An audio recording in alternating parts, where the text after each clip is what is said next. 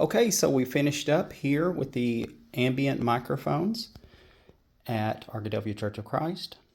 We have put the microphones on channel 6. It's the only white microphone cable plugged in here. And channel 6 with the gain turned all the way down. You can actually give it a little bit in the house until it's a little echoey, but it really helped with making the room live and feeling very buoyant. So, but auxiliary 1 is what is going to be feeding the live stream.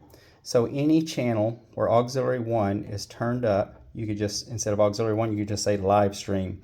So here on channel 1, which is the headset, you can turn up the volume in the live stream here on any of these channels.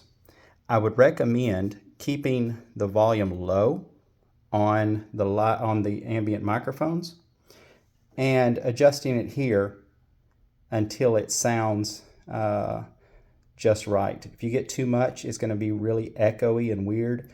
If you get too little, you're not going to be able to hear anyone. So it's condenser microphones like this are always just a fine-tuning kind of an ordeal. So there's that, and then of course you've got your main auxiliary 1 over here on the right with the main slider. The audio is feeding out of auxiliary 1 here and into the audio input of the camera. The reason we've done it that way is so that audio and video will then travel back out the SDI. The conversation we had was to add an SDI capture card. So the SDI capture card will connect to this SDI cable, to this BNC connector. It just goes on, lines up, slides on, and locks. And then it will plug in via USB-C here on the laptop, which we have an available USB-C right there. And then when you open Facebook, you'll go live, you'll use a webcam, and it'll recognize it as a webcam. Now watch your audio on there and maybe do some test streams to make sure that your mix is good, to make sure that your ambient microphones that we've just installed aren't overpowering.